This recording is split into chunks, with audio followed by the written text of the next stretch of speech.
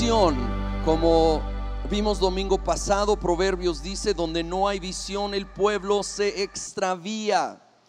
Y lo entendemos hasta en lo natural. Si tú vas manejando, tienes que tener visión a dónde vas. Si no sabes a dónde te diriges, una de dos cosas va a suceder: o te tienes que parar hasta definir, o te vas dando vueltas sin sentido o propósito hasta definir a dónde vamos. En una manera similar en la vida, necesitamos ir conociendo la visión que Dios tiene para nosotros, para caminar hacia ella. Y usando una muy simple ilustración de dos sillas, si yo estoy aquí, este es mi presente, yo necesito definir a dónde quiero llegar.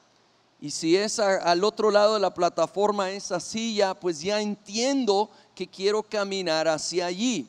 Mientras no lo defino, o me quedo estancado donde estoy porque no sé a dónde ir, o empiezo nomás a moverme sin dirección y no estoy avanzando hacia donde Dios quiere.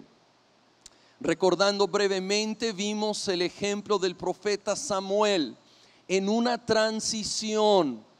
Él había ungido al primer rey de Israel, a Saúl, era amigo de él, pero Dios dijo: es tiempo para cambio y es tiempo ungir a una nueva generación y un nuevo rey de nombre David. Samuel creo que entendió esto, él vio los errores y fallas de Saúl, entendió la voz de Dios, era tiempo para cambio, pero estaba batallando quizá por la amistad con Saúl, de tal manera que vimos que Dios le dice: ¿hasta cuándo seguirás llorando? Yo he decidido este cambio. Y luego le dice: llena tu cuerno de aceite y ponte en camino. Y vemos el dejar el pasado, o nos va a arrastrar y frenar, luego llenar nuestra vida de aceite, que es simbólico del Espíritu Santo. Y esto, ¿saben qué es? No es tan místico como algunos lo hacen sonar. Es pasar tiempo en la palabra, pueblo y presencia de Dios. Es leer la Biblia, es estar conectado a una congregación local, y es estar en tiempo de oración, adoración. Y Dios va llenando nuestra vida de aceite, y entonces ponernos en camino hacia esa visión. Ahora yo quiero continuar con la serie y con la historia, la narración bíblica. Samuel cumplió su misión, ungió a David, y ahora iniciamos con la visión de David. David ahora tenía una muy clara visión: iba a ser el siguiente rey de Israel. Y a veces cuando tenemos una visión, queremos o creemos que va a suceder rápido y fácil, y si es de Dios y vale la pena, nunca es ni rápido ni fácil. Toma tiempo, y en el camino habrá pruebas, parte de una preparación por la cual Dios nos está llevando y moldeando para poder cumplir plenamente la visión que Él tiene. De hecho, a veces nos vamos a dar cuenta que estas pruebas empezaron aún antes de entender la visión. Así fue el caso de David, como ahorita veremos. Pero Dios usa todo para bien si se lo permitimos y lo rendimos a Él, y nos rendimos a sus procesos, sus planes y propósitos. Para David, la primera prueba después de ser ungido fue una confrontación con un gigante muy famoso llamado Goliat. Todo el mundo ha oído de David y Goliat. Y a nuestra vida se van a presentar gigantes, no literales, ¿verdad? Pero se van a presentar situaciones, circunstancias, pruebas que van a ser como Goliats, como gigantes en nuestra vida. ¿Cómo es que David derrotó? Y realmente es mejor dicho, ¿cómo es que Dios usó a David y lo preparó a través de enfrentar a Goliat? Vamos a considerarlo. Para empezar, cuando empezó este día de batalla, o varios días realmente, porque Goliat salía y desafiaba al ejército de Israel día tras día, David ni estaba presente. Él estaba en casa, estaba cuidando las ovejas de su padre. Pero un día su padre lo envía a la batalla con alimentos y para saludar y ver cómo estaban sus hermanos. Entonces David llega a la escena, al campo de batalla, cuando está ahí el gigante gritando, desafiando a Israel. David se enoja y empieza a preguntar quién es ese filisteo que se atreve a desafiar al Dios de los ejércitos, el Dios de Israel. Y lo escucha su hermano mayor, Eliab. Y fíjate en su reacción, 1 Samuel 17:28. Eliab, el hermano mayor de David, lo oyó hablar con los hombres y se puso furioso con él. Le reclamó: ¿qué has venido a hacer aquí? ¿Con quién has dejado esas pocas ovejas en el desierto? Yo te conozco, eres un atrevido y malintencionado. Seguro que has venido para ver la batalla. ¡Wow! ¿Qué reacción? Sí, no sé cómo te llevas tú con tus hermanos. Yo sé que es clásico el pleito entre hermanos, ¿verdad? Y tal vez esto en parte era eso, en parte tal vez el coraje y hasta envidia de que ungieron a David para ser el siguiente rey. El caso es de que lo ataca y le empieza a sembrar la idea de que él no debe de estar ahí. Y en lo natural tenía razón, de que él no tenía experiencia, que no tenía por qué estar en el campo de batalla. Y eso nos lleva al primer punto de 3 que vamos a enfatizar hoy. Número 1, fortalece tu fe en la palabra de Dios. Porque va a haber voces como la de Eliab que te van a querer desanimar. Cuando empiezas a entender la visión de Dios para tu vida, va a haber voces diciéndote: no se puede. Tú no puedes, no tienes experiencia, no seas un fanático, no seas exagerado o qué sé yo. Algunos malintencionados, otros no malintencionados. Tal vez gente allegada que te aprecia, pero no entienden el reino de Dios y no entienden la visión de Dios para tu vida. Habiendo dicho eso, quiero hacer una aclaración. Necesitamos fortalecer la fe, mas no la fantasía. David tenía una palabra de Dios a través del profeta Samuel para soñar con ser el siguiente rey. Si no la tenía, si era otro jovencito de Israel y de repente dice: yo quiero ser el siguiente rey, perdóname, pero eso no hubiera sido fe, hubiera sido fantasía. Necesitamos basar la fe en la palabra de Dios, en lo que Él, los talentos, oportunidades y pasiones que ha puesto en nosotros. Y si es algo que no tiene nada que ver con los talentos, oportunidades y pasiones que ha puesto en nosotros, entonces necesitamos irlo soltando al Señor. Ahora, sin embargo, sí necesitamos fortalecer la fe. La Biblia dice que fe viene por oír, y oír ¿qué? La palabra de Dios. Fe viene por oír la palabra de Dios. ¿De qué me estoy alimentando? ¿De la opinión de los demás? ¿De las probabilidades naturales? Eso me va a desanimar. Yo necesito alimentarme con la palabra de Dios. Ahora, no solo con algún texto fuera de contexto que agarro y armo también una fantasía, sino con la palabra en su contexto, alineándome con la voluntad de Dios, fortalecernos con su palabra. Pues David siguió insistiendo y llegó a oídos del rey Saúl, así que lo llama para ver quién es este que sí se atreve a ir en contra de Goliat. Pero cuando lo ve, vemos su reacción, versículo 33 aquí en el mismo capítulo. ¿Cómo vas a pelear tú solo contra este filisteo?, replicó Saúl. No eres más que un muchacho, mientras que él ha sido un guerrero toda la vida.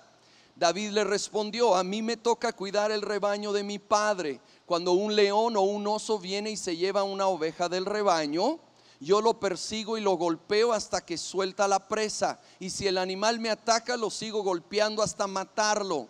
Si este siervo de su majestad ha matado leones y osos, lo mismo puede hacer con ese filisteo pagano, porque está desafiando al ejército del Dios viviente. El segundo punto hoy: prepárate en lo pequeño y privado. David tuvo que pelear con osos y leones cuidando las ovejas cuando nadie lo estaba viendo. De hecho, cuando menospreciaban la tarea que tenía. Fíjate bien, no tan solo nadie estaba ahí para aplaudirle por arriesgar su vida peleando con osos y leones para cuidar a esas ovejas, pero hasta su familia menospreciaba la tarea que tenía. Hubiera sido bien fácil. Creo que todos hubiéramos sido tentados. Estoy cuidando unas pocas ovejas, ni aprecian lo que hago. Ahí viene un oso, un león. Bueno, ovejitas, que les vaya bien, cada quien como pueda, con permiso y fuga, ¿verdad? Vámonos rápido. Pero David abrazó la tarea que tenía en esa etapa de su vida y decidió ser excelente allí. Y vivimos distintas etapas, y parte de lograr llegar a la visión que Dios tiene es que seamos fieles en lo pequeño y privado del momento. Una mamá cuidando a sus hijos, siendo excelente en casa. Personas cumpliendo, siendo buenos estudiantes, buenos empleados, siendo personas que buscan a Dios, que oran, que buscan hacer las cosas en una manera que honra al Señor. Y tal vez nadie te ve, nadie te aplaude. El Señor sí ve, y es parte de la preparación. Es parte de Él irnos preparando para cumplir las tareas que tenemos. Antes de vencer al gigante en el campo de batalla público, David tuvo que vencer en el campo solitario. Porque tentaciones y desafíos normalmente se presentan en lo privado, donde nadie o pocos ven, donde decides no ver esa imagen pecaminosa, donde decides no contactar a alguien inapropiadamente, donde decides no participar en esa gran oportunidad, pero que sabes es un fraude, incluye engaño, donde decidimos cumplir con excelencia nuestra tarea, como en la familia, en la escuela, en el trabajo. Pero sabes que hay un área de la vida aún más privada, y es el campo de batalla en la mente, donde ahí sí literalmente nadie ve, y donde tenemos que vencer esos pensamientos, sean de juicio, de rencor, sean de lujuria, sean de codicia, de lo que otros tienen. Todo aquello que no agrada al Señor, necesitamos irlo rindiendo a Él, porque es primero por honra a Dios, y segundo porque si no lo hacemos, no estaremos preparados para el día de la batalla pública. En lo privado, el Señor Jesús habló de esto. El contexto era el manejo del dinero, pero la aplicación es en toda la vida. Lucas 16, versículo 10. El que es fiel en lo muy poco, también en lo más es fiel. Y el que en lo muy poco es injusto, también en lo más es injusto. Pues si en las riquezas injustas no fuisteis fieles, ¿quién os confiará lo verdadero? Y fíjate bien, esto es importante: si en lo ajeno no fuisteis fieles, ¿quién os dará lo que es vuestro?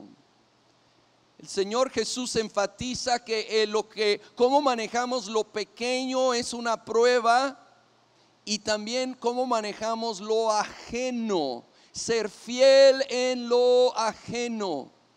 Algunos sueñan con cosas grandes, y es correcto, hasta lo animo, pero entender que tiene que ir conectado con el ser fiel en lo pequeño, privado, y añado aquí por este versículo ajeno. Antes de tener tu mega empresa, que está bien, primero Dios te va a llamar a ser fiel como un empleado en una empresa ajena. Si tu sueño es un gran ministerio y estar al frente, está bien, pero primero te va a llamar a ser fiel y excelente sirviendo en un ministerio ajeno donde no eres el líder principal. Ser fieles, excelentes como hijos, estudiantes, empleados, cónyuges, voluntarios sirviendo en la iglesia en el anonimato. Y honro a los que ya lo hacen, que sirven con bebés, con niños en el estacionamiento, abriendo sus casas a Grupo Conexión semana tras semana y en muchas otras áreas, orando ahí en el anonimato. Sigue adelante, y si no lo estás haciendo, es día de ponernos en camino hacia la visión. Y eso quiere decir empezar a tomar pasos prácticos y pequeños el día de hoy, porque es parte de la preparación. Yo me imagino a David ahí con esas pocas ovejas, aprendiendo lo que sería la pasión de su vida, la comunión con Dios, inspirando sin duda ahí el Señor algunos salmos. No dudo que el mismo Salmo 23, Jehová es mi pastor y nada me faltará. Fue allí, empezó a nacer, aprendiendo a ser un buen pastor de ovejas literales, naturales. Y precisamente es en esa comunión que él aprendió. Se hizo un adorador en privado primero, antes de ser el gran salmista que conocemos. Ligando esto a la visión de la congregación de Comunidad Olivo, nuestra visión es adorar a Jesucristo y amar a los demás. Esto es, en esencia, es parafrasear el gran mandamiento, y a la vez es el fruto que vemos en Hechos 2 de la primera iglesia: adorar a Jesucristo y amar a los demás. ¿Y cómo llegó a ese fruto la primera iglesia? Al permanecer en su palabra, la Biblia, su pueblo, congregación, y su presencia, oración, adoración. Continuamos con la conversación entre David y Saúl. Volviendo a 1 Samuel 17, ahora el versículo 38. Luego Saúl vistió a David con su uniforme de campaña, le entregó también un casco de bronce y le puso una coraza. David se ciñó la espada sobre la armadura e intentó caminar, pero no pudo porque no estaba acostumbrado. No puedo andar con todo esto, le dijo a Saúl, no estoy entrenado para ello. De modo que se quitó todo aquello. Tomó su bastón, fue al río a escoger 5 piedras lisas y las metió en su bolsa de pastor. Luego, honda en mano, se acercó al filisteo.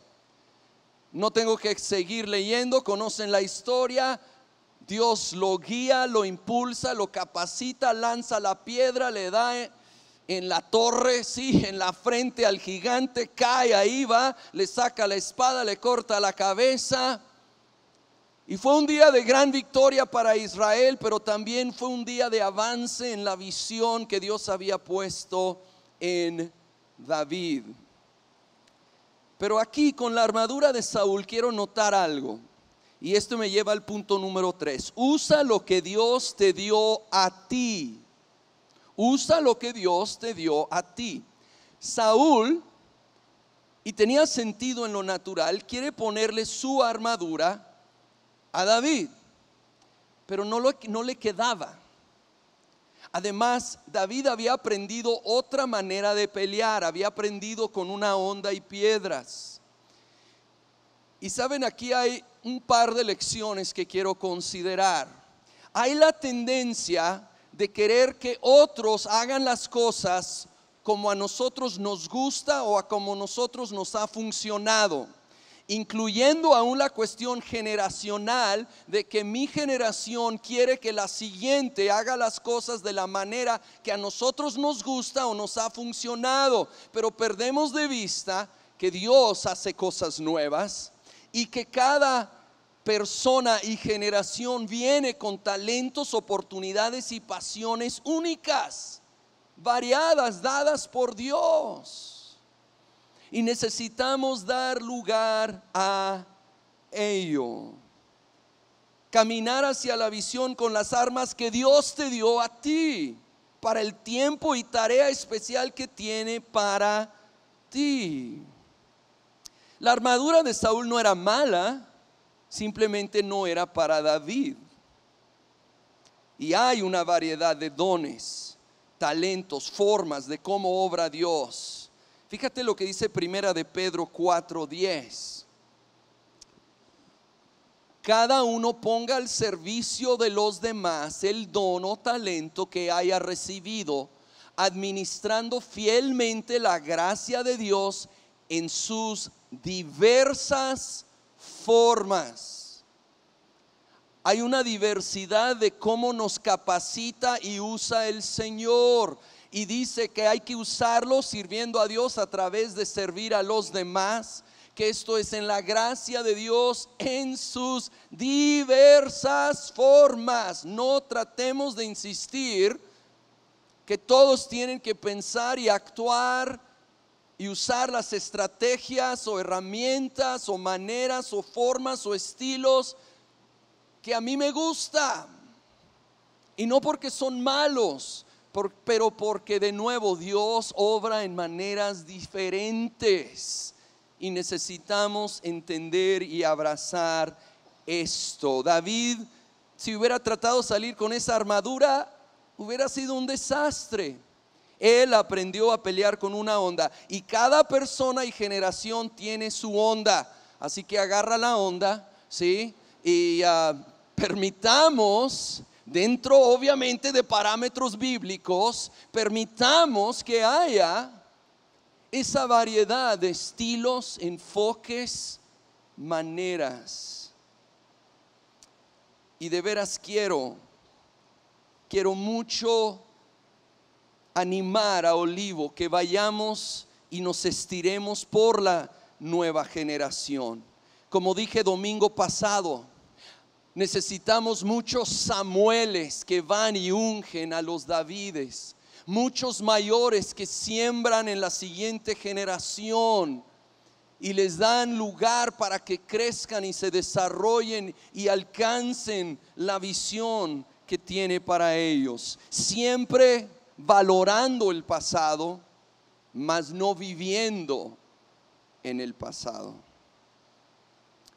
Hay un aspecto más de la armadura de Saúl, y quiero que me escuches por favor con mucho cuidado aquí, porque creo que puede ser algo que Dios tiene para hablarte hoy. La armadura de Saúl era la mejor, yo me imagino, por ser del rey, era la mejor que se había fabricado en Israel. En lo natural, si no hubiera sido el problema del tamaño, que David era más pequeño, vamos a imaginarnos que eran del mismo tamaño, lo lógico hubiera sido usar esa armadura.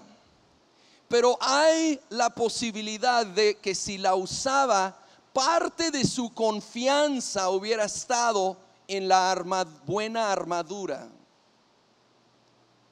Dios sí usa recursos, usa oportunidades, usa conocimiento que vamos adquiriendo, pero solo son armas o herramientas en sus manos. El día que estamos confiando en las fuerzas humanas, en el talento humano, en los recursos humanos, estamos en gran peligro.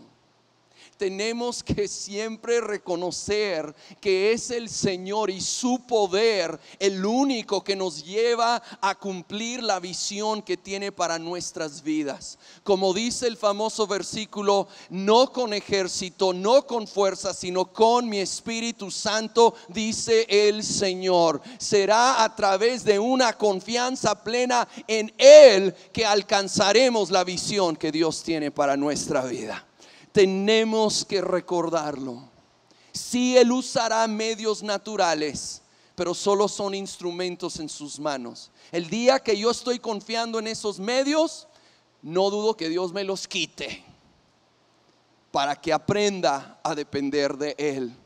El día que dependo de una armadura, a lo mejor es el momento que Él cambia de armadura, que Él decide usar otra cosa, una onda y una piedra. Por eso la confianza no está en el instrumento, no está en la fuerza o el ejército, sino en su Santo Espíritu, que es el que abre las puertas y cambia las cosas. Oh, Él es digno.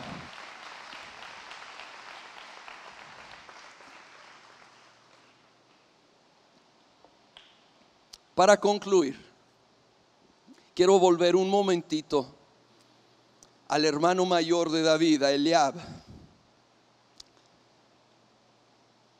Y esta tendencia del hermano mayor rechazar y resistir al joven me hizo recordar la parábola del hijo pródigo y cómo fue el hermano mayor el que Jesús puso en esa historia como el que rechazó y resistió a su hermanito. Ahora, su hermanito era un desastre. El hijo pródigo era un desastre. Pero vemos en el hermano mayor una actitud de, primero, orgullo, porque él sí era cumplido y hasta le dice: jamás te he fallado. Y una actitud luego de juicio y crítica. Ahora, tenía técnicamente la razón en su postura de que el hermano menor había sido un desastre, pero su actitud entristeció el corazón del padre y lo alejó de su hermano, cuando el padre ahora estaba obrando restauración. Y necesitamos cuidarnos mucho. Y esto puede ser, no tiene que ver realmente con edad, tiene que ver con actitud. Pero a veces los mayores tendemos más hacia esto porque tenemos más experiencia. Entonces es más fácil a veces caer en una actitud de orgullo, de que yo hice las cosas bien y yo he sido diligente y cumplido, pensando en el hermano mayor de la parábola, y señalar y juzgar a otros, cuando el Padre anhela recibir, perdonar y restaurar. Ahora, no estoy hablando de solapar pecado. El Padre recibió al hijo menor porque volvió arrepentido, que quede claro. Pero cuando sí hay arrepentimiento, o cuando la diferencia no es cuestión de pecado, sino de gusto o tradición, yo quiero llamarnos, y siento que Dios nos está estirando a dejar cualquier tendencia como el hermano mayor de esa parábola y ser más y más como el Padre, reflejar el corazón del Padre, que a ambos, menor y mayor, salió a buscar, a abrazar, a restaurar. Si vamos a traer gozo al corazón del Padre, ¿cuántos anhelan traer gozo al corazón del Padre? Entonces hay que perdonar, hay que tratar con gracia las diferencias y juntos, hermanos menores y mayores, entrar a la casa del Padre y gozarnos con Él. El hermano mayor lo que debería de haber hecho cuando oyó que su hermanito se fue a un país lejano y armó un desastre, hubiera sido dejar la comodidad de su casa e ir a ese país lejano, encontrar a su hermanito y traerlo a casa. Suena como algo que nadie haría, o quiero decirte que sí hubo quien y lo hizo por ti y por mí. Nuestro hermano mayor, Jesús, el Hijo unigénito de Dios, que viendo nuestra condición dejó el trono y la gloria y vino a esta tierra y fue a donde estábamos y metió las manos en el lodo donde estábamos y nos rescató para traernos de nuevo a casa, a estar con el Padre para siempre. Oh, ese es el Dios que adoramos.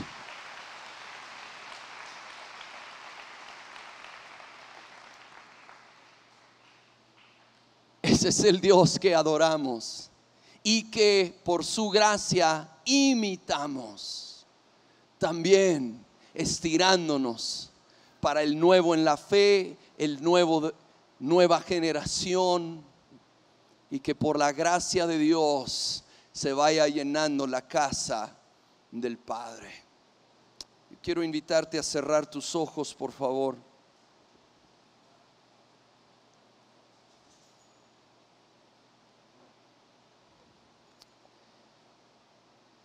Yo quiero hacer una oración en este momento.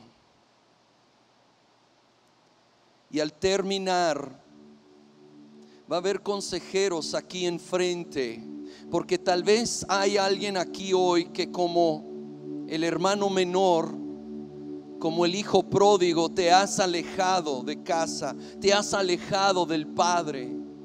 Y hoy reconoces: estoy lejos del Padre, estoy lejos de Dios y quiero volver, quiero acercarme a Él, quiero rendirme a Él. No queremos que te vayas como entraste. Si esa es tu situación y tú quieres acercarte al Padre, nos encantaría que ahorita al concluir te acercaras con un consejero y oraras con él o con ella, porque te ama tanto. Y nuestro hermano mayor Jesús nos ama tanto que dio su vida y ahora nos adopta. El Padre nos adopta como sus hijos.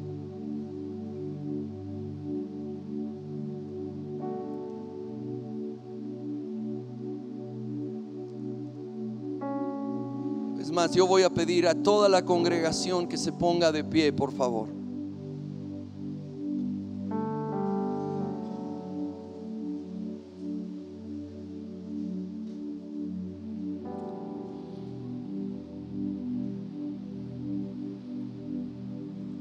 Señor, yo pido que tú nos vayas moldeando, así como lo hiciste con David, que nos vayas preparando, que por la gracia y poder de tu Espíritu nos impulses a fortalecernos en la fe, en tu palabra, a prepararnos en lo pequeño y privado.